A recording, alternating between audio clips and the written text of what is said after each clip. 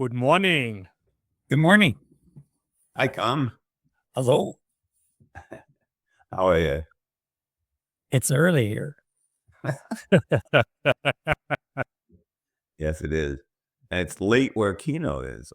We're all sort of working at subpar capacity for one reason or another. I actually find 8 a.m. in the morning late for me. I don't know. For some people, it's early. For me, it's like late, because the world is already in operation at that time. Yeah. It's like it's the day's over.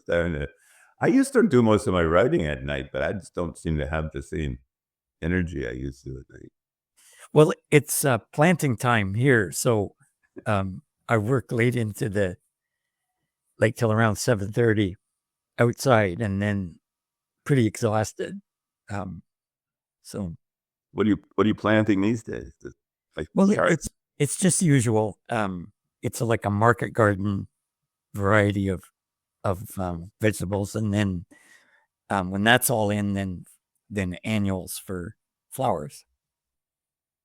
Tom's a real back to the lander. He wrote a really great book about what's the title again, Tom? I want the whole title. Okay, the title is The Road to Appledore, or How I Went Back to the Land Without Ever Having Lived There in the First Place.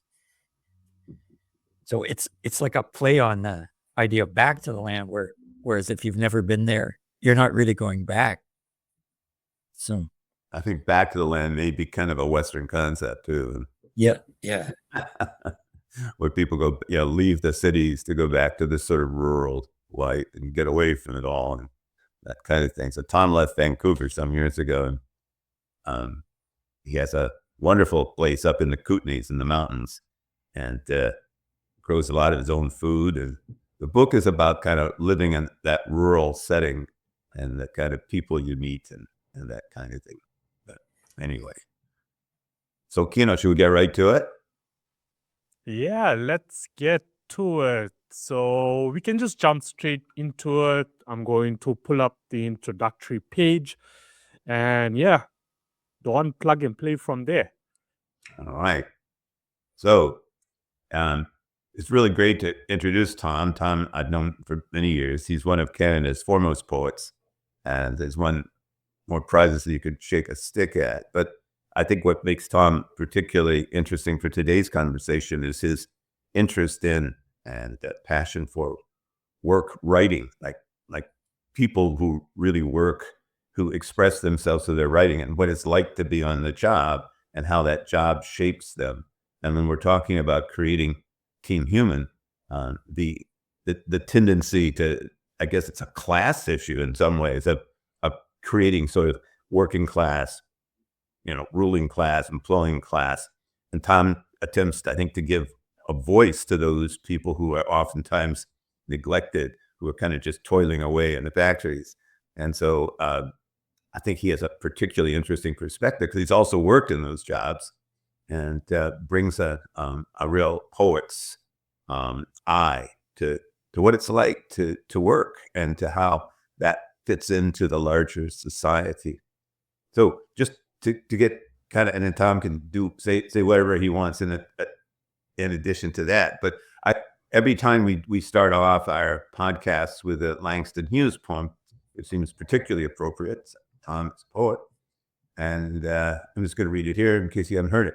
I'm so tired of waiting, aren't you, for the world to become good and beautiful and kind.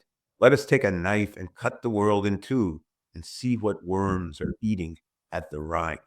So we started off, and then we just sat our guests to tell us what they think is eating at the rind.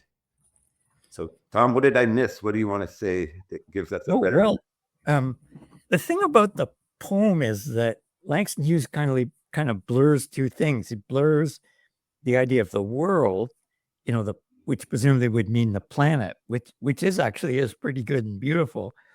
And then I think what he means by the world is society, which isn't always good and beautiful and kind, to put it mildly.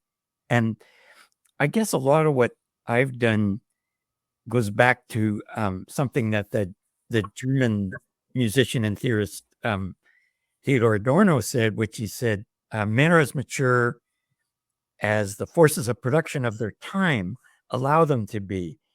So if people aren't good and beautiful and kind, one place we might go to look to see why is what happens to people on the job. And that's been a focus of my interest in my writing, but also I've collected and talked about writing by other people about their own experiences on the job. And the gist of it is that in many jobs, you're not free there. You're subject to unelected authority. So when the pundits and politicians get all upset about this or that politician as being a threat to democracy, something you hear a lot of in North America at the moment, it's actually kind of a joke, because most people are in North America anyway, are spending most of the day in a situation that's far from democratic, where you're just expected to obey those who are not elected and do what they tell you, whether or not you think it's right or anything else. So that kernel of how most people spend most of the day,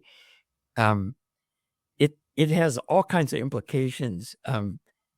When you leave work and they suddenly tell you you're a free citizen of a democracy, it kind of rings hollow, because your experience is not that at all. And so that as I would say, ripples outward in terms of how people behave, why they're not good and beautiful and kind. Often people's response to being pushed around is to push around other people. And so or to admire those who push people around and so on. So that the implications of a lack of democracy at work are enormous. The concept of that you have as much right to be a free citizen on the job as you do off the job goes way back to the beginning of the union movement, and was clearly articulated in North America by the union called the Industrial Workers of the World, starting in 1905, as well as them saying at the time that if you were going to deal with what we now call globalization, then you needed a world union.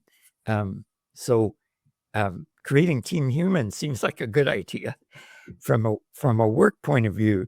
If you take that stance, that if you look at what's happening in a country in terms of, like, they'll talk about the economy, but the economy is just a whole bunch of workplaces, and what's happening to the human beings in those workplaces when they leave work. How do they feel about themselves? Because that's all going to get, it's going to get pushed into the domestic sphere. It's going to get pushed into the community sphere. It's going to get pushed into the national sphere. And yet, at least in North America, there's very little attention given to this. So it's been left up to the poor, miserable poets who are culturally totally irrelevant to try to raise, I think, some of these issues. Anyway, that's kind of my response to the length that you're. So I mean, would you sum it up? I mean, when you talk about, that all of this lack of democracy in the workplace, I mean, I think some people probably would even find that sort of a foreign concept. Well, why would you expect to have a democratic workplace? I mean, that's not the way organizations are structured. That's not the way companies are structured. You've got corporate boards, and you've got CEOs, and you have people who work for them. So what's the problem? Well, it's just the idea that if you subject a human being to an anti-democratic environment, like the contemporary workplace, they don't come out as free citizens of a democracy. And if you want a country to function democratically, then obviously the citizens have to have a commitment to democracy. But it's hard to have that if you have to swallow that down in order to make a living, in order to put, as the politicians are often keen to say, in order to put bread on the table, you have to subject yourself to an undemocratic environment, which I'll point out is during the bulk of your time away, because it's not just if you're working in a situation where you got 8 hours on the job, there's all the getting ready for work and all the sort of decompressing after work. It adds up to most of your waking hours are spent either getting ready for, enduring, or recovering from a big chunk of putting yourself into a situation that's not at all democratic. How you can somehow out of that situation generate a citizenry that's with a commitment to democracy boggles the mind. And so again, I think coming at it that way, you can understand Trumpism, you can understand people's support for autocrats all around the world. And again, if Team Human's going to be human, it has to be people that believe in each other, that believe in democracy. It can't be that idea that some are born to rule, whether because of heredity or because of money, and the rest of us are born to obey. That's not a team.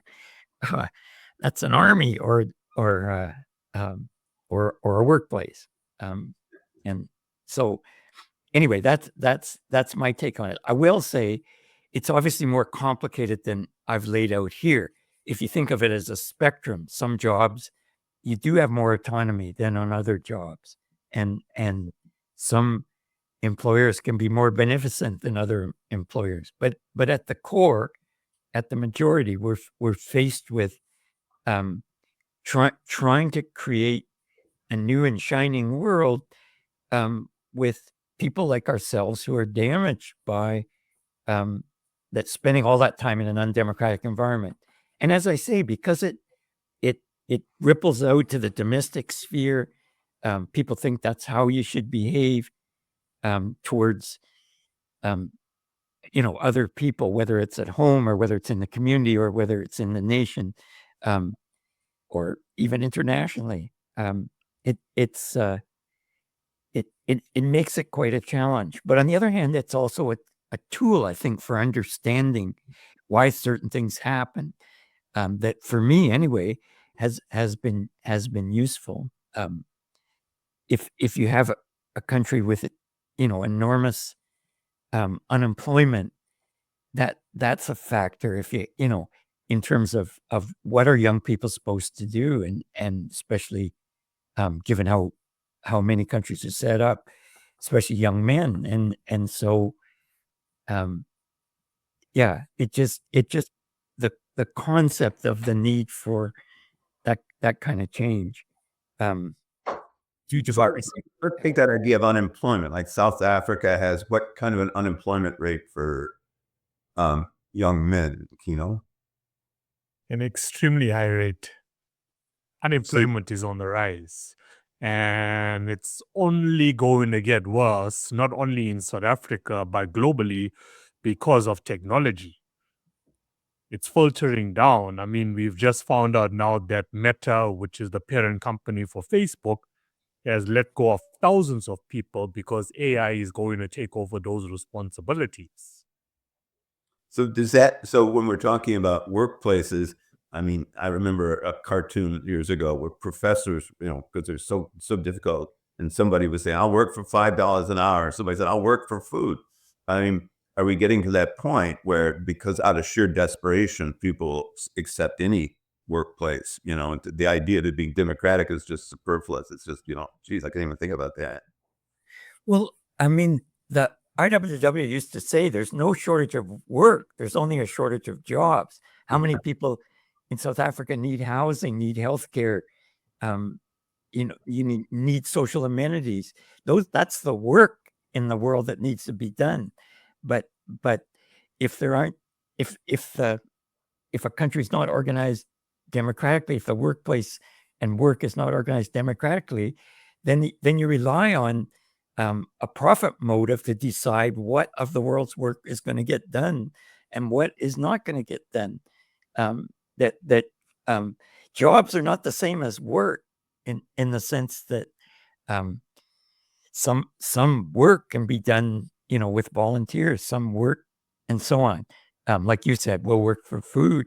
There's a kind of desperation kind of work or very, very low wages. But I do think that a society that was truly democratic would look around and see what people need, and that's where the work would get done, rather than wait, like you say, for Meta to provide the jobs. They're interested in making money. They'll slit anybody's throat for a nickel and fire people right and left if it means more money. But money, I mean, that's as Don said a minute ago, that's how people think of work. Like if I've got money and hire you, you have to obey me and do whatever I want, and you have no say in that. But democracy is the opposite of being ruled by money. It says that people's needs are, and wants too, are what's foremost. So that I think is the real challenge. And until we tackle it, I agree with Kino that it's just going to get worse.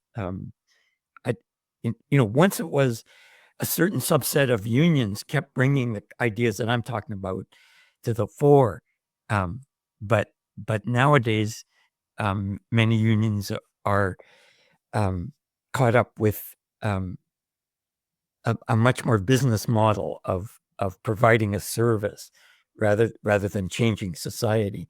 And again, I don't want to denigrate providing a service. That's important, but it's not the same as saying that we all around the world we've organized societies and especially the workplace in a way that's has all kinds of bad effects on people at every level. So, Kino, you're gonna Just on the topic. Oh, sorry. I just wanted to add something, on the topic of money. Throughout history, powers of the world create the problem, let the chaos unfold, and then come with the solution. So even though the topic of unemployment is going to get worse because of technology, they have already started working on the solution to that. So what we're seeing happening now is the chaos unfolding of unemployment. There's a lot of anxiety around it. People don't know what's next. It's getting harder and harder to get a job because no matter at what scale your organization is, technology is getting integrated. But I'm not sure how familiar you and Don are with CBDC, central bank digital currency, which is already in play. Now, that's the solution that the powers of the world are coming with. And I advise anybody listening to the show to actually go onto Google and start educating yourself about what CBDCs actually is. So the solution is that government wants to control you. We know that, The powers of the world want to control you. And how they do that is by taking care of you, by giving you free money. If I go to my population and I say, look, I am going to give you this amount of free money per month, I've got you in the palms of my hand. And that's what CBDCs is. So the agenda leading up to 2030 is that more people will lose their jobs because of artificial intelligence. And the governments are going to come in with CBDC, meaning that each and every single month, the government is going to issue people who are unemployed a certain amount of money. So, for example, we are going to give you $3,000 per month. Now, with that $3,000, you will pay for your rent. It's going to be deducted automatically, right? Your food, it's going to be deducted automatically. You're going to be walking into a grocery store with no cash. It's going to be a cashless society with no debit or credit card. You're going to go in, pick what you want, and automatically it's going to be deducted from that $3,000. Now, what do we do currently when we earn $3,000? Comes end of the month, hey, we got a $500 extra. We put it into an investment account, whatever, or we go on a holiday. Now, the thing is with CBDCs is once the end of that cycle period comes to an end, so month to month, from the 1st to 31st, for example. So when the 31st actually comes and you got $500 left over from their $3,000, that $500 is going straight back to the government. And then on the 1st of the next month, you're going to be issued with another $3,000. So that is their solution. That's how we control. Blame fund. We've talked about, Yeah, I mean, that when they pitch a guaranteed annual income, it has to be pitched low enough that if they need you to work, you'll give up the guaranteed income and go to work. So that's one thing. The gap between the average income of human beings and the CEOs has never been so large. I mean, in Canada, it's like 400 times, whereas at the height of what they called the Gilded Age, the outright robber capitalism, it was only about 4 times. So again, if you have a huge mass of people with nothing to do except consume, and they look around and see that above them are people with enormous wealth, I think that's an unstable situation. I don't think that's going to solve anything. It's so far things like at a small scale welfare is a kind of guaranteed income, and that hasn't solved anything. I mean, it's kept people alive, so that's good, but it also cuts loose a whole bunch of people with nothing to do, and that's not a good situation. It's not a good situation for individuals, because as a species, we like to make things, we like to contribute, and if that opportunity isn't provided, that's bad. As a society based on money, we like to have a lot of money, and so you get crime, because if you can't earn money, then you're going to take it. So I don't see a guaranteed income as solving anything. It's better than going hungry. Again, if you think of a spectrum of solutions, it might be on the spectrum, but I don't. The track record of giving people money for doing nothing has not provided happiness for those who receive it, nor has it provided happiness for the society as a whole. So what it does do is tie people to a system where they're literally reduced to nothing more than consumers. I mean, that's all they are. But they're tied to the people who are handing out the money to consume, and without any opportunity for input. I mean, one of our tech billionaires is talking about the dark Renaissance, the dark Enlightenment, when we're going back to really a feudal system, which in many ways is what you're talking about, where you've got a few people with a whole lot of money doling out enough to keep a consumer society going, but still amassing enormous fortunes and influence at the top level. And I think that's a scary prospect. Well, I think you see some of it operating now. Like, if you've got this whole collection of young men with nothing to do, one solution is to beef up your armies, right? Like, get them into the military because they're under control and they're getting paid and so on. And so in the States, with the the offshoring of so much industry, so many people unemployed, you have this large military, and it's interesting that the States puts pressure on places like Canada, beef up your military. We want more people in. The trouble with large standing armies is you have to have something to do. And so they, invasions and threatened, military stuff just amps up, not just externally, but internally.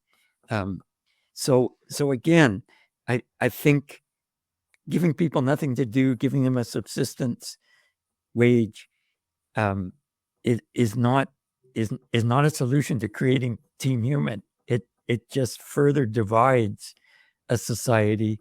It divides country to country because what else do you do with young men if you want to control them except get them in the military? In terms of their thinking, it's a real. I don't look. Yeah, as you can tell, I don't look on favor on that as much of a solution. I think about during the Depression in Canada, there's a story, I don't know if it's apocryphal or true, but Canada finally decided to, I guess, to increase or introduce a significant income tax. And Timothy Eaton, at that time, Eaton's was the biggest department store in Canada. And Timothy Eaton was, working with the federal government, and somebody said, yeah, but we don't want to just give them money. And Timothy Eaton supposedly said, I don't give a damn how they get the money, as long as they get it so they can spend it in my store. Yeah. I mean, I think that's kind of what you're down to, It's yes. Yeah. It's a way of keeping an economy going. My dad did some work that Statistics Canada had a computer model of the Canadian economy, and he plugged in welfare to that, Canadian welfare, and found that he always looked on welfare. He said it was a subsidy to the grocery store and to the landlord, basically.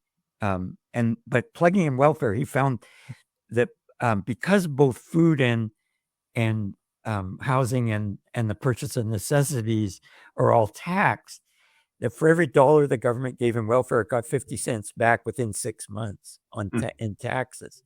So it really was a circular device to like pump money in, and we saw that again during the pandemic, where the government provided money for people who, because of the pandemic, had no job, and they couldn't go to work. And that theoretically kept things rolling. Although many small businesses, again, you have to think of business as a spectrum. It's a world of difference to open your own store to sell hats and being Meta. I mean, it's on a spectrum, but a small family business is a long way from a huge multinational corporation. But they all seem to benefit by that, infusion of cash. But the effects were kind of interesting. Many people didn't go back to work because for once they had their own free time. They could do what they wanted, and it gave them a chance to reflect. What am I doing working for these guys? Maybe there's something else I'd like to do in life. And it's the same after a strike often, that people have experienced time to themselves, have a chance to think about and feel their way into what they might like to do during their time alive, rather than serve the master they've been serving on the job they've managed to get. But whether people are successful in that search is a whole other question. But I've just found it interesting that the results were similar to a strike, in that a certain percentage of people didn't go back. Yeah. I know that's something that Kino is very strong at, like providing people with the vision, I suppose, and also the support necessary to do what you really want to do. Yeah. And it doesn't seem to be a lot of people out there with that kind of, we don't see a lot of, we see incubator company corporate, to support small business, but the idea of individual artists and that sort of thing, we don't see a lot of encouragement for that, or exploration of options. And how do we explain that? Well, okay, first I got to say, I think what you guys are doing is a good example of something to do, which is to start thinking about these problems. What would a better world look like? Because people know there's something wrong with this. They know they know there's an alternative, but it's dim. And what you guys are doing, I think, is great because it provides, even if no one's listening, it does provide a chance to really think this through. The second set of problem, which I'm sure people have raised on your show, or is how do we get there from here, even if we do have a vision, because it's the day-to-day things that take up most of our time and energy. If you're raising kids, if your job is really demanding, if you don't have a lot of time, energy, or money when you're home, whether because of work or because of lack of work, how, where do you find the means to connect with other people in order to start fundamentally changing things, and in what direction do they change? We all can have a vision, but until we bounce it off other people, we don't know if our vision is nuts or not. Like maybe we're way off base in terms of other people. So I think what you're doing is super important. But even if it just raises more questions than answers, those are good questions to think about. And I've forgotten your question already. What that sort of brings to mind too is that, like, as you say, people don't have a lot of time to explore these kinds of questions. It's like, and let's face it too, a lot of people, for a variety of reasons, when they do have time, opt to devote it to the latest television, soap opera or whatever, because it's wearying. What's that? The bar. When they do it time, they're at the bar. And that's, and I mean, I suppose too, and that goes back to the lack of, on the job, you don't have any agency. Why would you out of work? But I mean, at the same time, there's not a lot of encouragement for obvious reasons for that kind of independent thinking and that kind of out of the box thinking. The other thing that occurred to me as you were talking was, okay, even if we have that vision and we don't have time, but also the importance is, as Margaret Mead said, something along the lines, and we've seen it over and over again, that don't minimize the impact that a small group can have. In fact, it's the only way we've ever made change. And I mean, if you don't have people that you're working with, if you don't have, and how do you create that social connection, that social, to actually, the amount of change you can affect individually, there's some, particularly in terms of your own life, but if you're going to try to recreate society, well, that's going to take some other folks pulling in the same direction. Yeah, well, that's where I look to the workplace as about the one place where that can happen, because the whole concept of unions is a unity, irregardless of people's particular backgrounds or ideas. You come together to solve a particular problem, and it's also because the workplace is where the world is reproduced each day. It's because people go to work that when you go to a store, there are products, or if you want someone to fix your roof, someone's available. It's how the world gets reconstructed, for good or evil, is because people go to work. So I don't see any other place where real fundamental change can occur. And I think that the advent of the cell phone, where people are absorbed by this tiny little device, distracting them from thinking and from really communicating with other people, because nothing is better than a face-to-face situation, such as you find on a job where you're working with other people. I just the off the job gets more and more fractured with the advent of social media, and social media is both addictive and it's oppositional. That is, it seems to encourage people to attack each other, and judge other people on very flimsy grounds, all of which fractures a society rather than unites it towards a goal that would benefit everybody. Whereas unions provide a model for a fractured group of people coming together to solve a common problem. So the concept of social change unionism, it seems vital. I might be wrong, but I used to read a lot about how the South African unions played a strong role in overcoming apartheid. And again, I might be off base, but I used to read about that, and that seemed to me a good start on where things could go. But I mean, whether that's continued or not depends again on people's time and energy, and people can get worn out in a struggle. They can become corrupt. There's all kinds of distractions from these goals. But I think like the work you guys do in thinking about what the goals might be, thinking about how we might get there, just seems more important than ever. I think, we take that idea of the union's contribution to the anti-apartheid struggle, and yet now what we've seen, it wasn't because there was a specific objective, like kind of like a strike that you could rally around, but once that's over, I mean, how has that continued, Kino?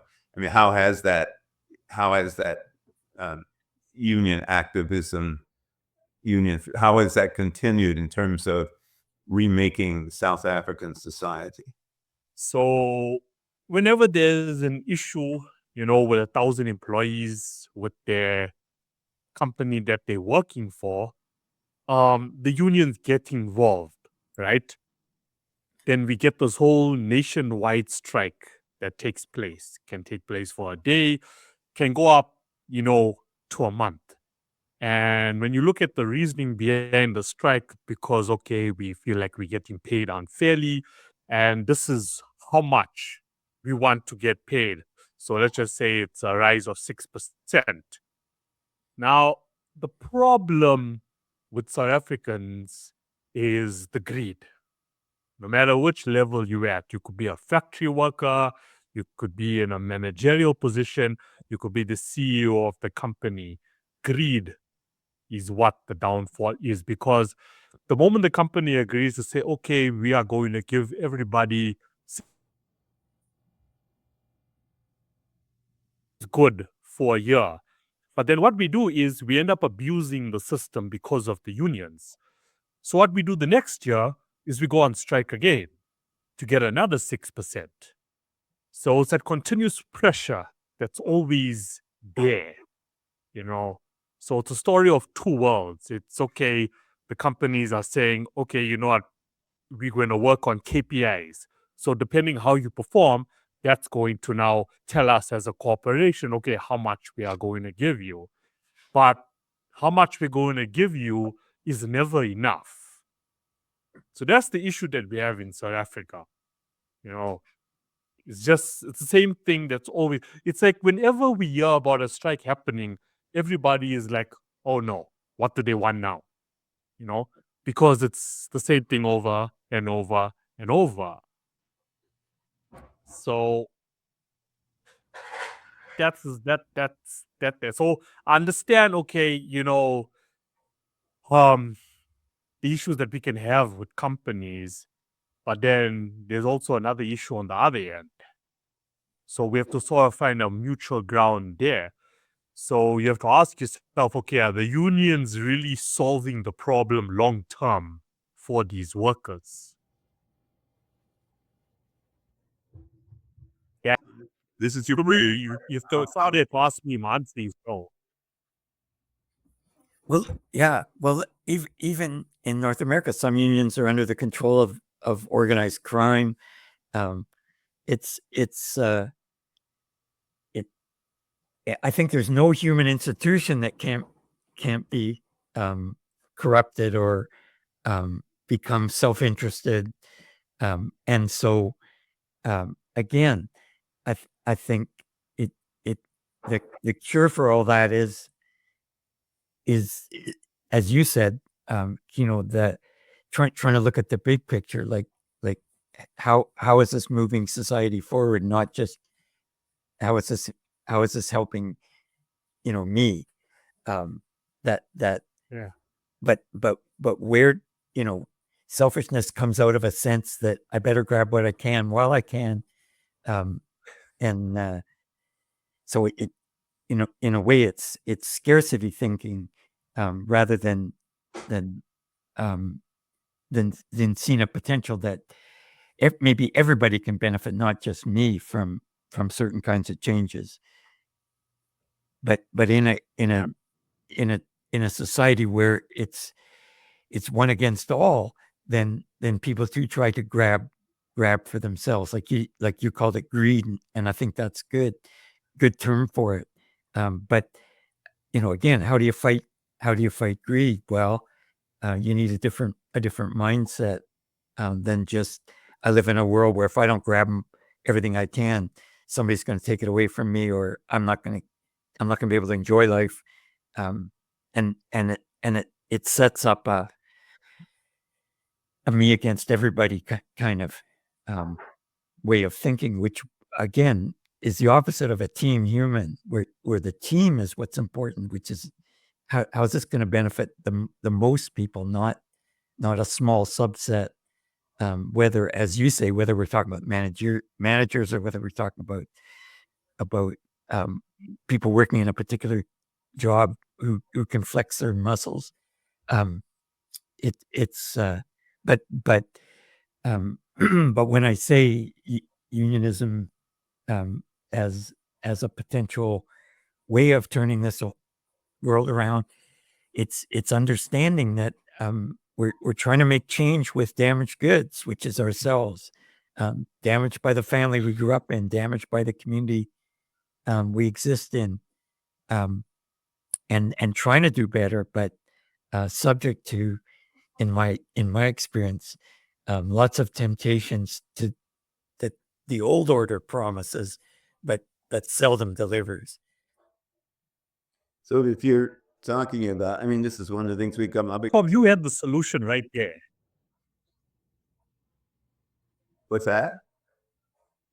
Or- I was just going to No, say, I just, I want, yeah, Tom had the solution. I mean, he said the solution to what's going on, and that is for people to actually start thinking. It's a change of mindset. You have to start exploring different avenues. I can tell you a true story. There was a company just before COVID. I was work for them, inside of things.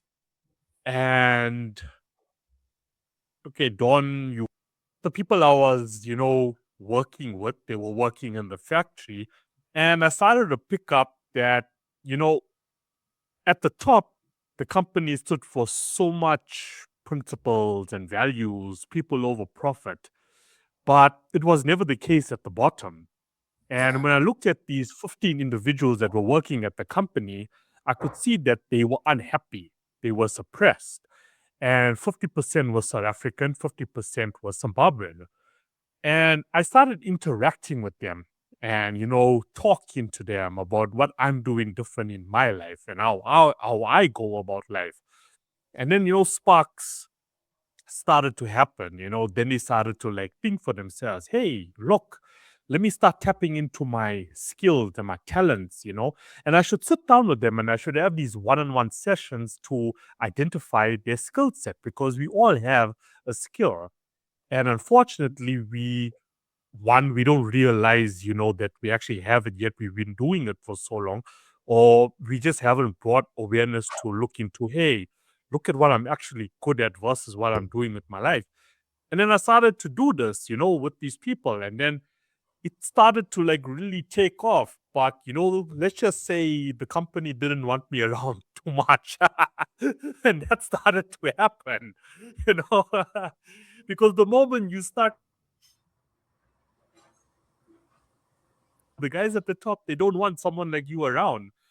And yeah, I ended up leaving anyway because I just felt for myself, look, this is not a company I want to be associated with, not when this is happening to people. But Tom, I mean, you have the solution to all of this, just for people to actually start thinking, hey, look, I'm fighting over the 6%, or I'm in competition with Don because I want that position. So I am going to do whatever I can to destroy Don's reputation so I can get that, position. And when you really think why you want that position, it comes down to status and money. Mostly money, because hey, now I'm gonna get paid, $50,000. While currently I'm getting paid $20,000. But once you start tapping into your skills, you start to say, hey, okay, you know what? I can make extra money doing this, doing this, doing this, and I can eventually leave this company because I can survive, doing something that I actually love. It's a difficult task to get somebody to think that way, but that is, the only solution, you know. And I just want to just add one more thing, really quickly. Look, corporate culture has evolved over the years, and I think companies, they also started to realize, hey, if we don't start taking care of the people, they are going to end up leaving. But of course, when we start thinking that way, as a CEO of a big tech company, it's not because we really want to help the people. It's just that we don't want to lose out on their skills and their talent. So we look at what companies such as Google, are doing, where they're telling employees, look, for 20% of the day, you can do whatever you want. Focus on your own projects, focus on your own business. So by doing that, we still keep in control of you.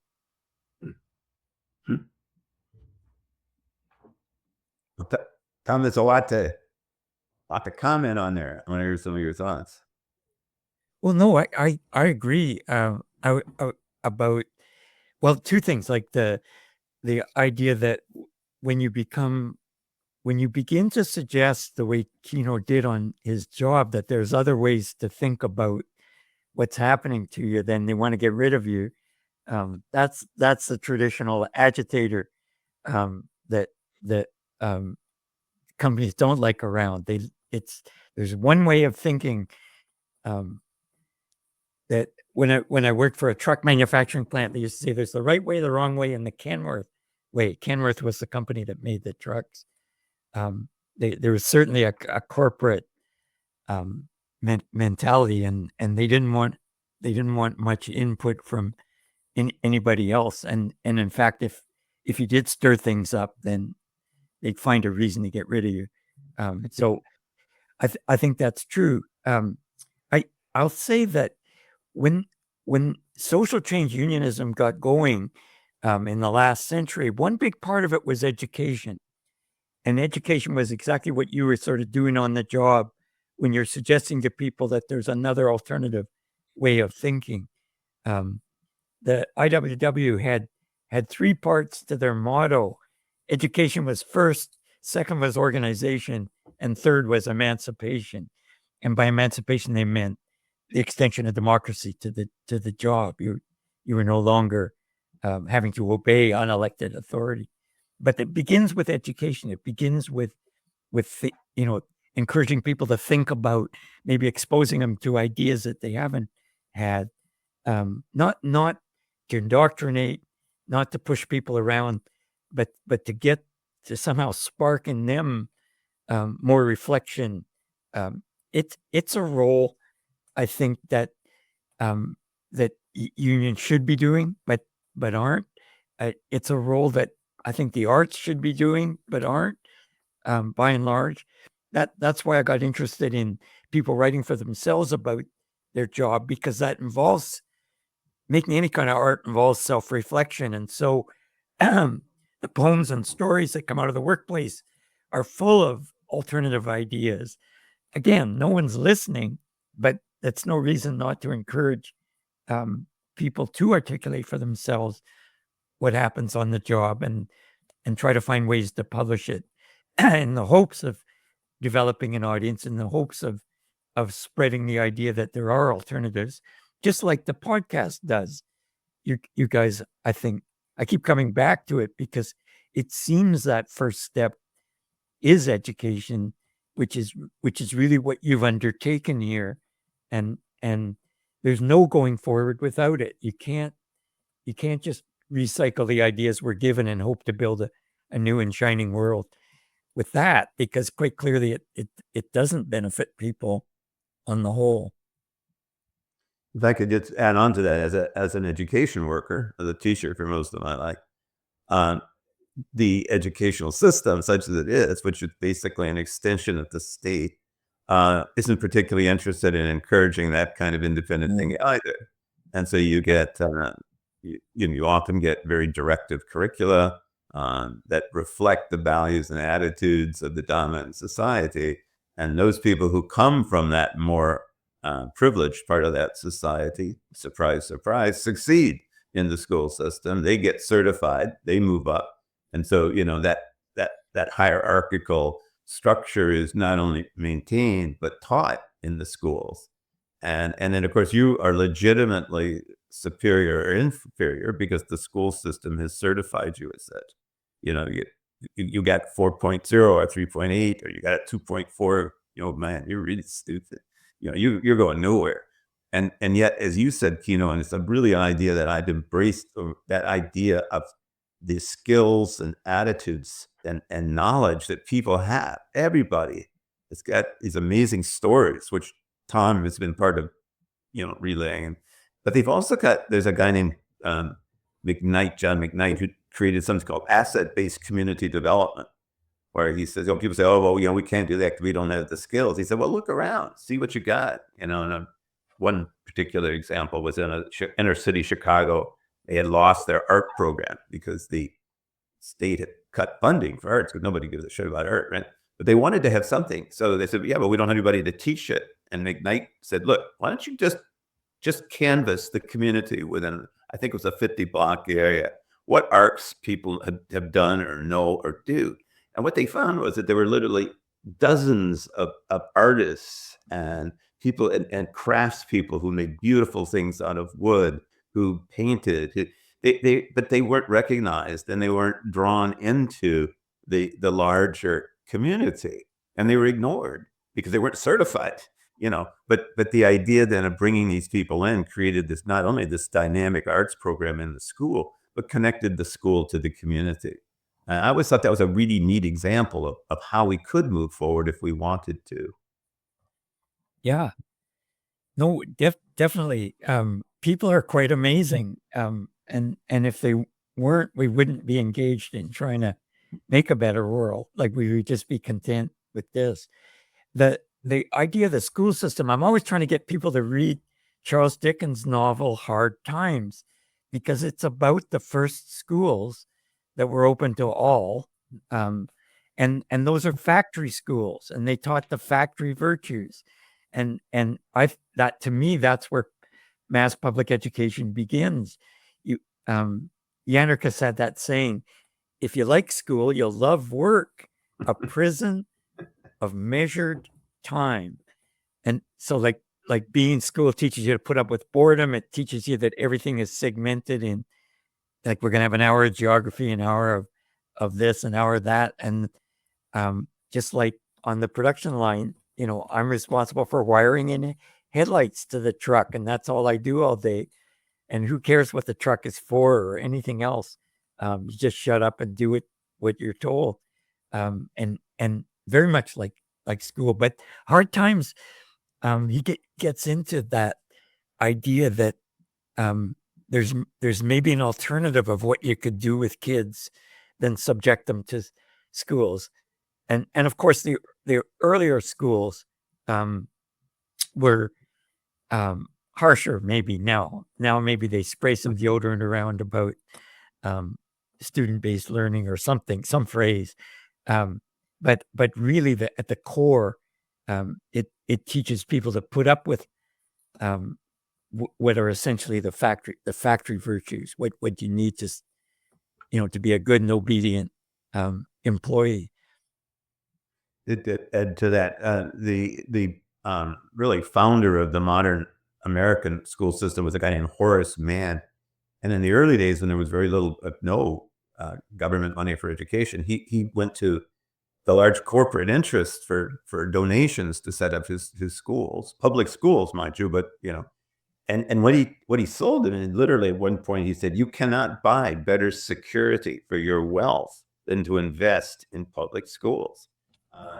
It was quite interesting. I mean, he understood fully, that the role of domesticating kids into accepting a position within a larger society. And that was pretty much a quiet, as you said, sort of, sequence by hour, and who was in charge. You had teachers and principals, this very, so it's quite I mean, that whole idea of social replication, that the society replicates itself through its institutions. Why wouldn't it? Yeah. And I'll add that, like, you have in North America, you have kids for 12 years, and somehow in all that time, you never get a chance to teach, the history of labor, or what your rights are on the job. Basic employment law is never taught. So you teach them to obey. You don't teach them what their rights are on the job. You can teach them anything else, geography, everything that's safe, but something where it might lead to people thinking differently about how they're going to spend the majority of their time on the planet, namely employed, is never taught. Not their rights anyway. So yeah, it's there's a long way. We have a long way to go as a species, and I'm prepared to think maybe my ideas don't work, but I believe they do at this point. I haven't heard anything that convinced me otherwise, but I'm open because and again, it's through efforts like what you guys are doing that it's the only sliver of hope that we have at this point is that by generating ideas, or a forum for ideas, that we can take those first faltering steps towards a better world for everyone, not just for me. If we, you talked earlier about, and we all agree that greed is sort of at the fundamental basis of it, but also you mentioned scarcity, that what, and we don't talk about that a lot. I mean, we're dealing now in a global situation that we're obviously, from an evolutionary point of view, unequipped to deal with, and that's cultures and nations being thrown on top of each other in a way that we've never experienced. And the idea of Team Human is to break down the sub-tribes so we can start to think in that human tribal way. And yet what we're seeing is quite the opposite. That these tribal divisions are becoming more, because we are struggling for the same amount of sort of limited goods, and so I don't know, like, we know what needs to be done, but how do we do it? And I still think that's the one thing that we struggle with, of course. Right. And immigration now has become such an issue around the world. People know with the geez, those guys over there, if I get over there, they got, medical care. Wow. And so what do you do when those people over there say, hey, wait a minute. Yeah, we got medical care, but if you come over, we're not going to have as much medical care. It's a real problem. How do you get around that? Well, okay, just first I have to ask, I thought we were just going to go for an hour, which we've now. Well, Kino edits it, but we can. Okay. Yeah. Right, Kino? Yeah. So if we go for 5-10 more minutes, that's fine. Okay. Yeah. It depends on everyone's time. I can upload the episode at 1 hour, 10 minutes. It's still cool. Oh, yeah. So maybe we can head towards, the conclusion. Yeah. Over the next 5 to 10 minutes. We'll see. I thought before Don got onto immigration, I thought he was concluding everything.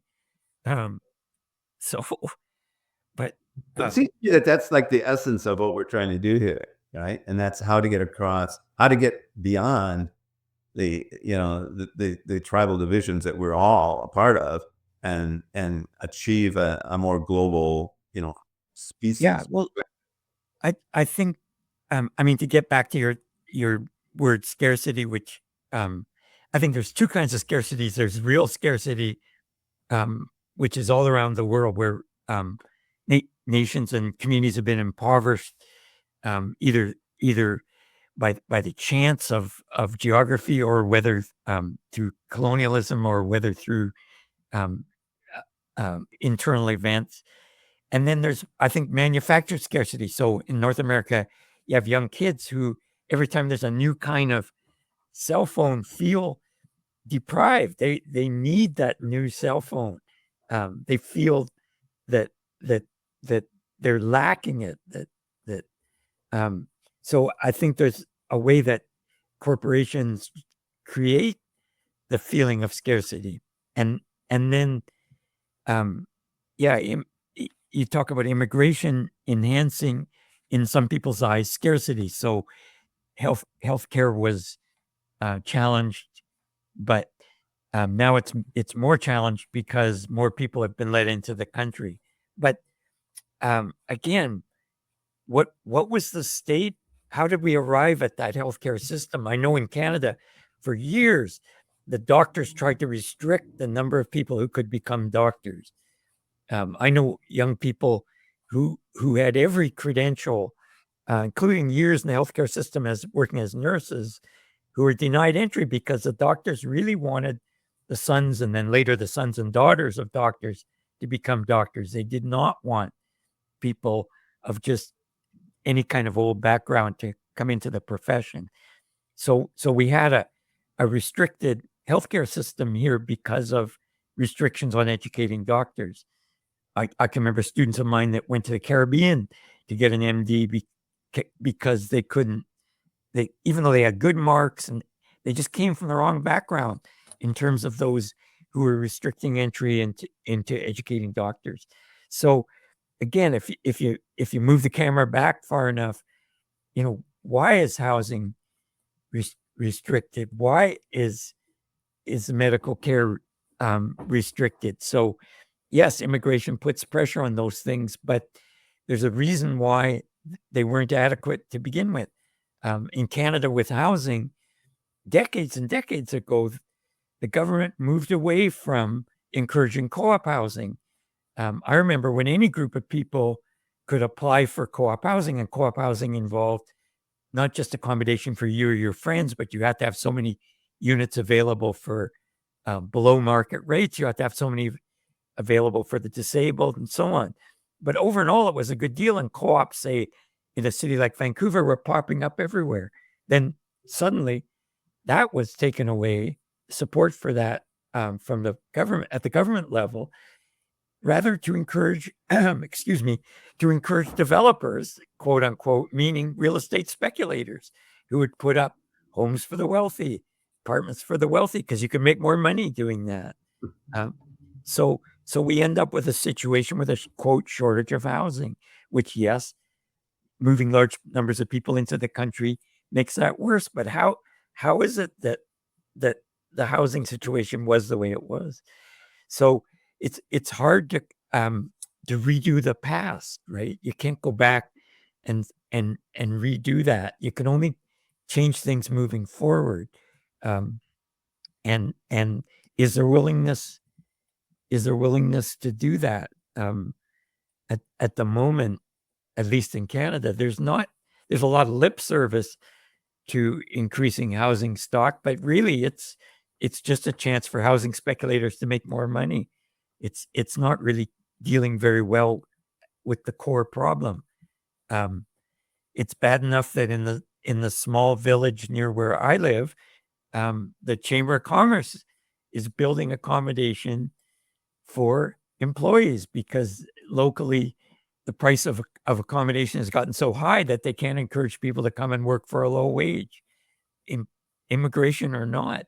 So they're having to build what's in effect a company town, like where you're simply there because you're needed to work at a lower wage and can afford accommodation. So I don't think that's a solution. And in the healthcare system too, their solution seems to be to encourage doctors and nurses from the third world to move to Canada. So we're gonna loot the third world of medical aid in order to improve our medical system. I don't think that's much of a solution if you're thinking team human. It's just wrong to me. But we've had that's one I really feel strongly about, because when I was in Ghana, there were ads in the papers soliciting doctors. I mean, and if obviously you have to, training a medical doctor in any country is expensive, and when they get poached by the developed world, I remember one. I don't want to go on too much, but when there was a Tanzanian. When we were working in Africa, he was the Tanzanian ambassador to Canada, and he was talking about how one of their they subsidized 2 veterinary students to come to Canada. One of them left. One of them refused to go back to Tanzania and stayed in Canada. He said, "We only have enough money to train 6 veterinarians a year in Tanzania. We don't have the capacity to do it inside." So when one leaves, it's just a devastating blow to us, So, yeah, that idea of scarcity is sometimes it's really inequality that fuels it. It's scarce. It's not only professions; it's also skilled labor. Canada wants skilled trades so they're trying to scoop from the third world, where maybe skilled trades are needed even more to get skilled tradesmen to move to Canada. It's at the Gambia Technical Training Institute, they had a whole section for construction, rightly so. And one of the units was on heating, on how to install furnaces. Now, this is a country where it never gets below 15 degrees. So I asked the guy, he said, "We're not training them to work here, training them for go to Britain. Of course, that's where they want to go." So, okay, but you're really training for export. You're educating for export, not for the good of your own. Yeah. Area. Anyway, it's an interesting subject. Kino, you got some final words? Yeah. So as listeners can see, I've put Tom's website on the screen, and Tom, I am on your website right now, and wow, you do write a lot. You have a lot of material. There's actually one essay I've downloaded now that I want to read. I can share this. I'm assuming this is related to what we have been talking about throughout the show. You can correct me if I am wrong.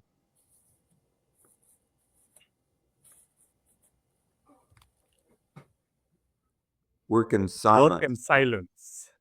Yeah. Yes.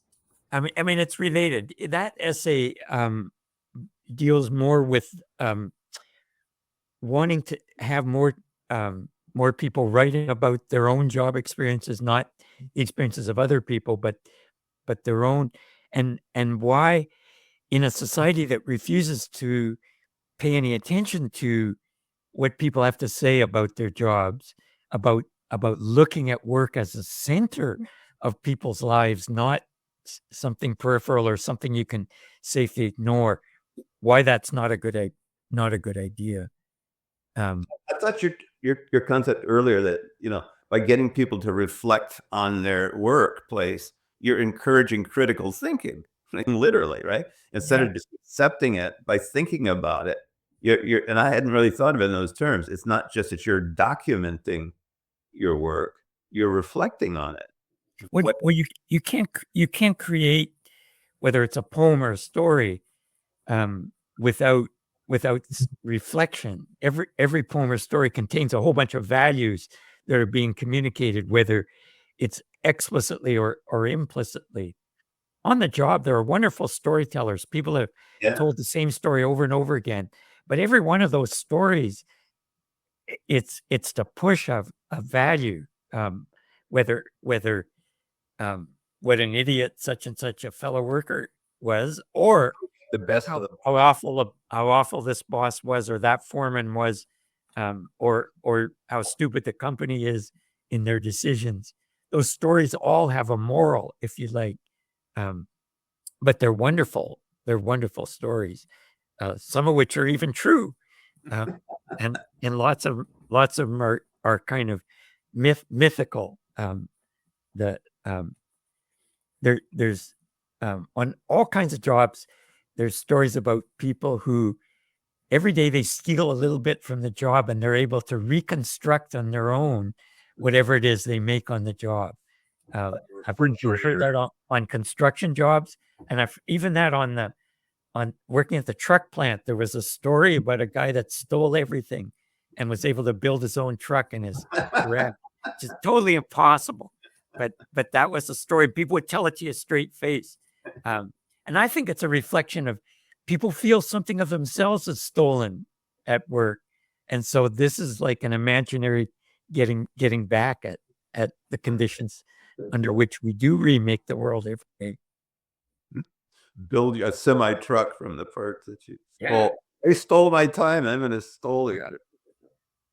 I stole a couple of things, but not enough to make a truck. Okay, Kino, you want to wind it up? Yeah, thank you, Tom, so much for taking the time for coming on to the show. There's a lot of value that has been shared here. And to anybody listening to the podcast right now, if you are stuck in an unhealthy environment, that is suppressing your ability to think and really bring awareness to your skills, this is the episode for you. And, you need to change the way you think and how you go about your life. There's always a solution to any situation that you're in, And let's start treating each other with respect in the workplace, because that helps us to grow team human. And, how I live my life is I don't see anybody as competition, but more like how can we work together? How can we collaborate together? How can we help each other? Even when I was in my early 20s and I worked for corporate companies, that has always been my mentality, and that's the era we're living in now. Let's eliminate competition and let's grow together. And that's how we can grow Team Human and make the world a better place. So, Tom, thank you so much for the work you do. And I'm looking forward to checking out more of your website. I've downloaded the one essay already, so I'm looking forward to that. And once again, to listeners who also want to get all of Tom's work, please head over to his website. Well, thank you very much for having me on the show, and thank you so much for the work that you guys are doing, which, as I've said repeatedly, I feel is absolutely vital. Okay. Yeah. Thank you. We're just doing the best we can. All right. Bye, everyone. Bye-bye.